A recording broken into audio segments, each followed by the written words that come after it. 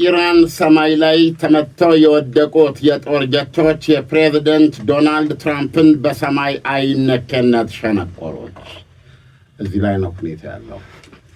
በጣም አስገራሚ ነገር ነው። ጦርነቱ አለቀ ሲባል እንደገና እየተጋጋለ የሚሄዱ ጉዳይ የዚህ ሳምንት ትልቅ አጀንዳ ሆኗል። ፕሬዝዳንት ትራምፕ በተደጋጋሚ ኢራን ተደቁሳለች ነበር ሲሉ የነበረው ምንም አቅም የላትም ሚሳኤሎች ሁሉ አልቀዋል ነበር። ግን የአሜሪካ አውሮፕላን መጣል ማለት ትልቅ እንደምታ አለ። በተለይ የኢራን የአየር ክልል ደጋግመን እንለው እንደነበረው ሁለቱ ሌላ ያላን የአሜሪካ አየር ኃይል ያው ያያል ነው። የእስራኤል አየር ኃይል ደግሞ መካከለኛው ምስራቅ ውስጥ መሳይ የለውም። ስለዚህ የነዚህ የሁለቱ ጥምራት የዛችን እስላማዊት ሪፐብሊክ የአየር መከላከያና የጦር ጀቶቿን አሻምዶ ጨርሷል እና ከዚህ በኋላ የኢራን የአየር ክልል የመሸታ ቤት በር ነው።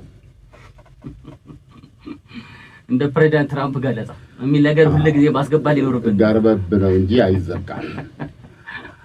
ትናንትና ኢራን ያደረገችው ነገር እንግዲህ እንዴት ይገለጥ ቢባል አባወራ አለው ሰማዩ። የመሸታ ቤትም አይደለም፣ በሩም ዝግ ነው። ይሄንን ነው ያየነውና በአንድ ጀንበር 3 ጢያራ ነው የመታችው። አንደኛው ያው ተደጋግሞ እንደተነገረው F-15 ነው ኢግል ወይም F-15 ይሉታል። የጦር ጀት ነው። ለአየር ውጊያና እንዲሁም ደግሞ የመሬት ኢላማዎችን ለመምታት ሚሳኤል ተኳሽ ነው።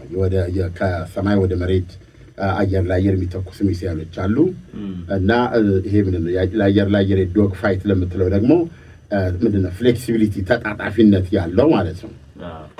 እንደዛ አይነት በጣም ምርጥ የጦር ጀት ነው። ጊዜ ያስቆጠረ ቢሆንም ይሄንን የጦር ጀት እንዴት መታ እንደጣለችው አስገራሚ ነው።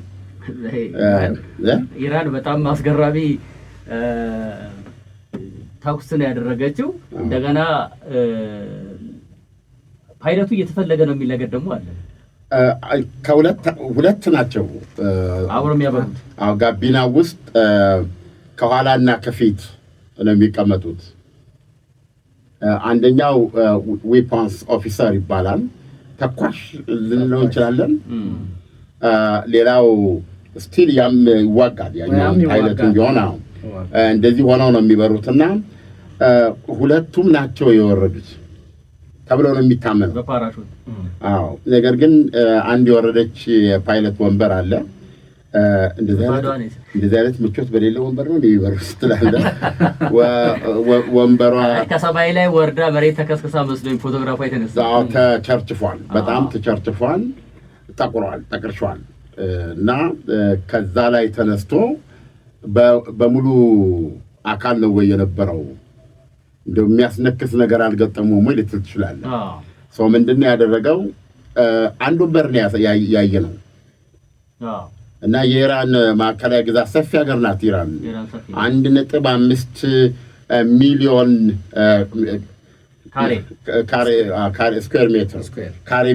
ካሬ ኪሎ ሜትር ነው እና ስፋቷ ድሮ ለምሳሌ ከለውጥ ከ83 በፊት የነበረችው ኢትዮጵያ 1.2 ሚሊዮን ካሬ ኪሎ ሜትር ነበረች። ከዛም በላይ ነው ማለት ነው። በጣም ሰፊ ሀገር ናት ኢራን። በጣም ተራራ የሚበዛትና ለ2500 ዓመታት የጠበቋት ወታደሮች ናቸው ይባላሉ። መሬቷ አይመችም። የኢራን ተራራ ነው እና በረሃነትም አለው። ግን ራሳቸው መመገብ የቻሉ ህዝቦች ናቸው በዛ ተራራ ማለት ነው። ለጠላት ነው ማውራት። ለጠላት እኮ ነው ያወራ ያለው። ኢትዮጵያም እኮ ታሪኳ ይሄ ነው። ተራራ ማለት ወደ ሰሜኑ ማከለ ታዲያ አድዋ ላይ ቀንድሸው ሲጥሉት መቼም ከታሪክ እንማራለን ነው ይሄው ጥያቄው። ስንማር ምን እንማራለን ነው እንጂ አድዋ ላይ ቀንድሸው ሲጥሉት እኮ ግማሹን ጨዋታ የጨረሰው መሬቱ ነው። ተራራማ ነው ከወዲያ እንዳለ ታዲያ እና ምንድነው የሆነው? ኢራኖች ምናልባትም የእግረኛ ውጊያ ለእነ አሜሪካና ለእነ እስራኤል ከባድ የሚያደርገው አንዱም ይሄ ሊሆን ይችላል። ዳርዳርታ እያሳዩ ያሉት እንደ ኢራን እንደ ኢራቅ ቀጥታ ሊገቡበት አይችሉም። ኢራቅ የእግረኛ ውጊያ ነበረ። እውነቱን ነው ለመነጋገር ያለብን። አሁን አሜሪካ ተራራ ለተራራ የምትዋጋበት ምክንያት አይታየኝም። ለምን ዋይ እኮ ዓላማው አልተሳካማ ያለች ጦርነቱ የተጀመረበት ምክንያት እየተሳካለ መሆኑን ነው የሚያሳየው። እነሱ ይሄ ስፔሻል ኦፕሬሽን የሚሉት አይነት ካልሆነ በስተቀር ይሄ ምንድነው እንደ አንደኛ ዓለም ጦርነት ምንድነው ድንጋይን ትራስ አድርገህ ኮዳህን ይዘህ እንደዚህ የለም። አሁን ለምሳሌ ኢራን ከምትለው ነገር አንዱ 1 ሚሊዮን ጦር አለኝ። 1 ሚሊዮን የአሜሪካ ጦር እግሩ እስኪረቅ ድረስ በጣም በጉጉት ነው እየጠበቅን ያለ ነው ብላለች። ግን አልገባኝም ምን አይነት ጦርነት አስበው ነው ገብተዋል። ለማንኛውም ይህንን የጀቱን እንሂድ ተመታ ወደቀ የተገኘችው አንድ ወንበር ነች። በጣም እርግጠኛ ነኝ አንድ ወንበር ላይ አልበረሩም ብዬ ነው የማስበው። የተለያዩ ወንበር አላቸው። የለም እንደ ጣልቃ ያንን ዳን ኩፐርን የሚያስታውስ ነገር ሊመጣ ነው መሰለኝ። ከሰማይ ላይ ከወረደ በኋላ የት እንደወረደ የማይታወቅ ሰው ያ ሁለት ነገር ነው ሊነግረን ይችላል። የተገኘው መውረዱንማ የምናውቀው አንዱን አግኝተዋለች አሜሪካ። አብራሪውን ተኳቹ ታወቀ። አብራሪውን ይሁን ሰሩን አለየን። በወደቀበት ጊዜ ምንድነው እንግዲህ ውሃ ላይ ከወደቀ ላይፍ ጃኬት ነው የምትለው አለችው መንሳፈፊያ። ስንቆችም አሉት ጥቂት ቀን የሚያቆዩ ይሄ ጠቅላላ እንትን ያለው እና ከሁሉም በላይ ደግሞ እንደ መገናኛ እንደ ሻማ የመሰለች ነገር አለች። ሲለኩሳት ቀጥ ብላ እንትን ታደርጋለች። ስለዚህ እነዚህ ደግሞ ሬስኪዩርስ ነፍስ አድን እንትኖቹ ዝግጁ ናቸው። በዛ መንገድ ነው ፈልገው ያወጡት አንዱን ያገኙት ማለት ነው። ኢራኖች ቢያገኙት ብዙ ነገር ነው፣ ብዙ መደራደሪያ ነው። አይታወቅም ታፈንታ። ጦርነቱ ምናልባት ሊቆም ይችላል። አሜሪካ ለሰውየው ብላ የምትከፍላቸው ነገሮች ብዙ ይሆናሉ። በህይወት ከተገኘ ብዙ ነገር ሊከሰት የሚችለው አልቻለችም። እነዚህ ሁለት ክፍለ ሀገሮችን አጣምሮ ነው የወደቀውና ዜናው የዛ አካባቢ ነጋዴዎች ተጣምረው እኔ የሰማሁት አሁን ያየው $60,000 ቢል ነው። የመጀመሪያው $76,000 ነው።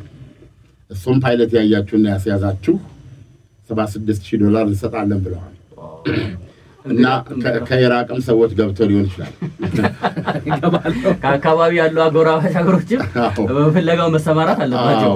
እንደ ወደዚህ ብቅ ብሎስ እንደሆነ እኛም ማንጋጠጥ የለብንም። እንደ ወደ ሰማያችን ወደዚህ ሊደርስ አይችልም። እዛው ነው የወደቀው። አንዱን አውጥተዋለች። ትልቅ ፊት ነው፣ ትልቅ አኮምፕሊሽመንት ነው አንዱን ማውጣታቸው። አሁን አንዱን አውጥተው ሲሄዱ ሁለት ሄሊኮፕተሮች ናቸው እንደሚመስለኝ። አንዱ A10 የተባለው የአሜሪካ የጦር አውሮፕላን እና ስለዚህ አውሮፕላን ትንሽ አውቃለሁ። ምን አበረህ ነው ወይስ ነው? አላበረርኩም። እሱን ትላለህ ቴክኖሎጂ። እሺ በኢራቅ ጦርነት ትልቅ ሚና የነበረው ነውና ስራው ታንክ ገዳይ ነው የሚለው ታንክ ለመግደል የሚመጣው። ስለዚህ ሙቀት ነው የሚያነፈንፈው እና ሳር ቅጠል ለብሰ ዛፉ ጎጆ አስመሰለ ምንም ውስጥ ብትደበቅና ግን ሞተር ካለ ያገኛል እና እንደ ሰርዲን ነው የሚከፍት ከዛ ሰማይ ላይ እንዳለ ለዚህ ተሰራ ነው።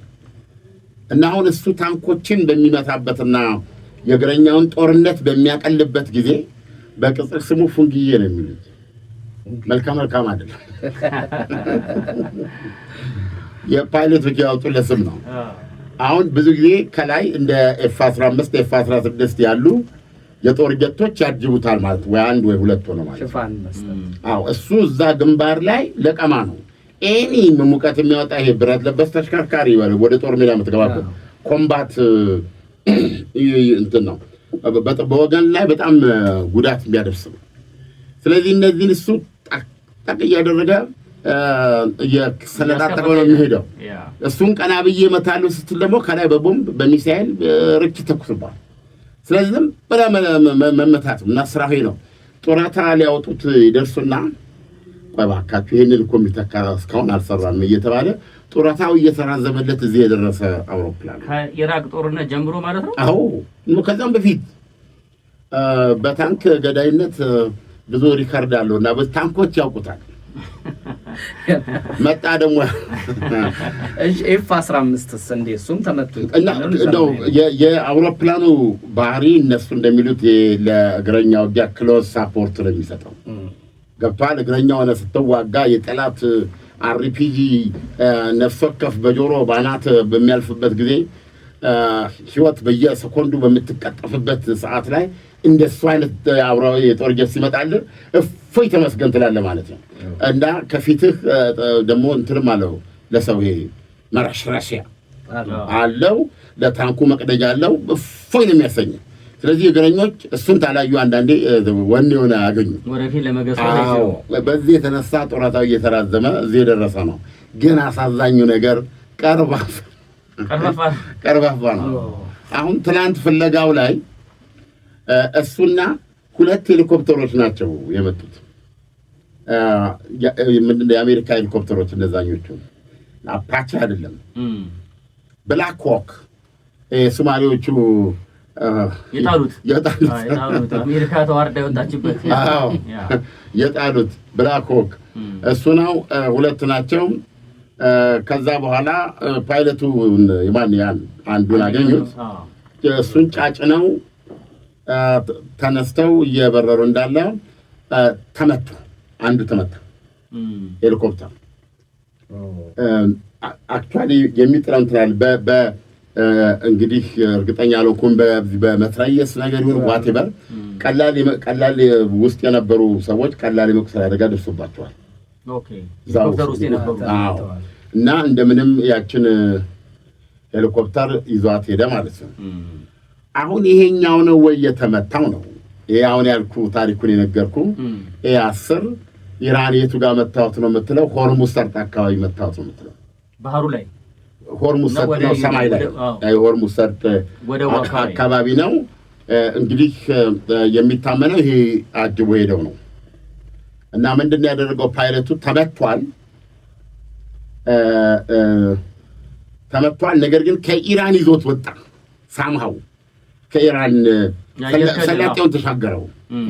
ያንን ተሻግሮ ኩዌት ነው የሚገባው፣ አለዚያ ኢራቅ ነው የሚገባው። ያንን ከተሻገረ ይሄ ጃላቅም እንዴ ይሄስ አሁን ከኢራን ማን ነው ከኢራን የአየር ክልል ከወጣ የሆርሙዝ ሰላጤ እዛ ጋር ነው ያለው ባህሩ ማለት ነው። ታዲያ ኦማን ነች አለች፣ በዛ በኩል ኦማን ወደታች ወደ ደቡብ አለች። ግን ኢራን ማነች እንትና አለች እዛ ጋር ኩዌት። እና ከዛ ትልቁ መሬት ደግሞ እንትና ነው ያረፈች አልመሰለኝም። እንትና አውሮፕላኗ ተመታለች። አዲዮስ ምንድነው አስወጣት እንደምንም እየተንተፋተፈች ወጣ። እሱ ወረደ። አሜሪካኖች ፒክ አደረጉት። ነፍስ አድኖች አነሱት። አሁን አሜሪካ ስንት ፓይለቶች አድናለች? 2 አንድ ሰው ነው የጠፋት። እንግዲህ በትናንትናው ዕለት ኢራን አንድ ኤፍ-15 እንደገና ኤ-10 የሚባለውንና ሄሊኮፕተሩን ደግሞ በዚህ ደረጃ አሜሪካ እኮ በዚህ ጦርነት ላይ እንደተረዳ ነው ከሆነ በፕሬዝዳንት ትራምፕ ንግግር እኮ አሜሪካ አለኝ የምትላቸው መሳሪያዎች አቀርባለች። በዛም እየተዋጋች ያለችው እና እነኚህ መሳሪያዎች እነኚህ አለኝ የምትላቸው ጦር ጀቶች ከኢራን ሚሳኤል ማምለጥ አልቻሉ። በተወሰነ ደረጃ ሁለቱም መጣል ማለት መምታት ማለት አሜሪካን የሚሊተሪ አቅሟ ላይ ጥያቄ የሚፈጠር ነው። ኮንፊደንሷ ላይ ማለት አሁን እነሱ ጋር ይሄ ይተነተናል። አሁን የዛ ፓይለት ህይወት ብዙ ጣጣ ነው የሚያመጣው። ገና አሳሳው እንዳልተቋረጠ ነው የምነግርህ። ህዝቡ ሊሳተፍበታል። በዚህ በኩል ኢራኖች ጽድ ምናምን ጭንቅላታቸው ላይ አድርገው ዛፍ እየመሰሉ ፍለጋ ላይ ናቸው ፓይለቱን። ያቺ $76,000 አለች። ራሱ እስላማዊ አብዮታዊ ዘብ የሚባለው የኢራን መቺው እሱ ነው። በመኪና መሄድ አይችልም፣ ይመታል። ገብቶሃል? ከህብረተሰቡ ጋር ተመሳስሎ ጋቢ ለብሶ እሱ ፍለጋ ውስጥ ይሄማ እንደ ገበያተኛ እንደ ገበያተኛ ነው መሆን። እንደዚህ አይነት የሽልማት ነገሮች ሲወጡ እኮ ሽልማት የሚያስገኙ ነገሮች ሲወጡ ድሮ አንድ የጋዜጣ ማስታወቂያን ያስታውሰኛል። ሴትዮዋ ውሻ ይጠፋባቸዋል። ውሻ ይጠፋባቸውና ይሄዳሉ አንድ ጋዜጣ ማተሚያ የከተማው ጋዜጣ አታሚ ጋር እና ለዋና አዘጋጁ ምንድነው ሲል አይ ውሻ ይጠፍቷል ይሄውና ፎቶግራፉ እና ይሄን ያህል ገንዘብ ከፍላለሁኝ ነገ አትሙልኝ እና ሰው ለሚያመጣ ወረታ ከፍላለሁ ብለው ሴትዮዋ ሄዱ አሉ። ወረታ ስንት ነበር? እንደው እንደ ኢራን አሁን እንዳወጣችሁ ላይሆን ይችላል $10,000 ይሆን? ነው 25,000 እናርገው 25,000 ይከፍሉና ጋዜጣ ላይ ያወጡና በከተማው ያ ጋዜጣ ይበተናል ማለት ነው። ያው መቼም የከፈለ ሰው በማግስቱ እንዴት ሆነ ማለቱ አይቀርም። አዎ ሄዷ ወደ ጋዜጣው ክፍል ምን ላይ ደረሰ ጉዳዩ ለባለ ደህና ዋላችሁ መጀመሪያ ዛሬ መስገን ጥበቃው ናቸው። አይደለም ከጥበቃው በር ላይ በፊት ሲገቡ ፍተሻው ሁሉ አለ በካሜራ በኤአይ በምናምን ተፈትሸው ነበር የሚገቡት ማስታወቂያው ላይ ያስነግሩ ሲሉ። አሁን ጥበቃም የለም ማንም የለም በሩ ላይ እና አልገባቸውም። ሰተት ብለው ገቡ። ከዛ እንደ ዋና አዘጋጁ አይጠፋም ወይ ምክትሉን ባገኘ ማን ሊጠፋ ይችላል? አይጠፋም። ከዛ ኳኳ ሲያደርጉ ማንም ሰው የለም። ግን ኤዲተር ኢን ቺፍ የሚለው አለ በሩ ላይ የዋና አዘጋጁ ቢሮ አለ እና እንደው ተገኝቶ ይሆን እንደው ይሄ ጋዜጣ ደግሞ ተነባቢ ነው እንደሚታወቀው እዚህ ከተማ ላይ ያንን ጋዜጣ ነበበ ሰው ውሻው ማንዳ ያየዋል ወዲያው ያመጣልኛል 25,000ን ይዞ ይሄዳል ነው ነገሩ። ኦሬዲ ብሪፍ ኬዝ ውስጥ ይዘዋል። ኦሬዲ ገንዘቡን ይዘዋል። አሁን እዛኛው ዋና አዘጋጅ ተባለ ቢሮ ኳኳ አድርገው የለም ሰው ዞር ሲሉ ሰው የለም። ከዛ ሊወጡ ሲሉ አንድ ሰው እዚያ ቁጭ ብሎ ያያሉ። ታይፒስት ትሆናለች እኔ ተቀጠቀጣለች እንደው ለሚቀጥለው ቀን ስራ ይሆናል በሚል ለዚህ ለቅለቅ እንዳት ተብላ ትእዛዝ ተሰጥቷት ነው። ደህና ዋልሽ ደህና እንደው ትናንት መጥቼ እዚህ ጋዜጣ ላይ እንዲህ አድርጌ ነበርና ዋና አዘጋጁ ፈልጌ ተገኝቶ እንደሆነ ለማለት ነው በላ ሲሉ ዋና አዘጋጁ ነው የፈለጉት። አዎ ማንም ሰው የለም ሁሉም ውሻውን ፍለጋ ወጥቷል። 25,000 ለውዞቹ ጋዜጠኞች ያመት ደሞዝ ነው። ምን ሊያደርጉ ይቀመጣሉ? እና የኢራን አብዮታዊ ዘብ ውጊያውን ትቶ ወደ ፍለጋው ቢገባ የሚገርም አይደለም። ኖ የኢራን እስላማዊ አብዮታዊ ዘብ እሱ ፍለጋው ለዓላማ ነው። እሱ መሰጣሉ ብለው እኮ እሱ ራሱ የኢራን መንግስት እንዲህ የሚያወላዳ ላይሆን ይችላል እንጂ ወሮታል ብሏል ብሏል። ግን እንደዚህ ነገር በህይወት ያዙልኝ ነው ነገሩ። በህይወት ኖሬ ሰውስ ቢሆን ማይጎርነስ አየዛ የእስራኤል ታሪክ ሊመጣ ታዲያ እስራኤል አንድ ባለፈው በሄሊኮፕተር ወርዳ ሰላምታ ሰጥታ ካፒቴን በላ ሬሳ ቆፍራ 40 ዓመት በኋላ 45 ዓመት በኋላ ተሸክማ አጽም በእየተተኮሰ ሄዝቦላ እግዚአብሔር ነው ያወጣችሁ ብሏል። ይዘው ሄደው እዛ ኬክ ሲያደርጉ እሱ አይደል ወታደር ወርዳ የዛሬ 10 ዓመትም እንደገና ተመሳሳይ ሰርች እንደሚያደርጉ አትጠራጠር። ስለዚህ አሁን አሜሪካ ፖሊሲ ነው አሁን በህይወት ሳለ አገኙት ነው። ይሄ ፓይለት በህይወት ሳለ ካልተገኘ እዛ በረሃ ውስጥ ወይ የደማ ሊሆን ይችላል ቆስሎ ሊሆን ይችላል የህልዋ ጉዳይ አለ ራሱን ኤነሚ ቴሪቶሪ ነው እና የዚህ ፓይለት ህይወት አሁን አሜሪካን ውስጥ ትልቅ አጀንዳ ነው። እና ዶናልድ ትራምፕ ግን ምን አሉ? በመጀመሪያ ተነገራቸው ጉዳዩ ለኤቢሲ ነው አጠር ያለች ኢንተርቪው የሰጡት። ምንድነው አሁን የእርሱ አስተያየት ሲባል ነው አልሰጥም አስተያየት ግን የጦርነት ሊሆን ይችላል ሊያጋጥም ይችላል። አሁን ዶናልድ ትራምፕ እንግዲህ አሁን ምንድነው እሱም ፓይለት አምጡ ነው ገብቷል። ለድርድር በሪ ከፍታል እሱም ፓይለት አምጡ ነው። አሁን ዘትራጀዲ ይሄኛው ምንድነው ህይወቱ ሄዳነዋል የዛኛውን ሁኔታ ይናገራል። አሜሪካ ትልቅ ሸክም ላይ ያለ በህይወት መድረስ አለባት። ይሄ ክስተት ከተፈጠረ በታምንም ባታምንም ሶሊድ 24 ሰዓት አልፏል። አሜሪካ እስካሁን ስለ ወታደሯ የምታውቀው ነገር የለም። ከዋለ ካደረ ወደ አስከሬን ፍለጋ ነው የምትሄደው። ይሄ ደግሞ እዛ ትልቅ አጀንዳ አገር ነው ትልቅም አገር ነው በቀላሉም እሱ ለማግኘት እና ኢራን ውስጥ አያሆሆ ማታ ነው ድሌ የሚለው ጭፈራ ለካሁን በኋላ ለ10 እና ለ20 ቀን እንደሚቀጥል ነው። ይቀጥላል። እንመለስበታለን። አድማጮች፣ የዚህ ሰዓት የፕሮግራሙ አጋሮች ፀሐይ ባንክ፣ ፀሐይ ለሁሉም እና ኢትዮ ቴሌኮም ናቸው። መልእክቶቹ እንስማ።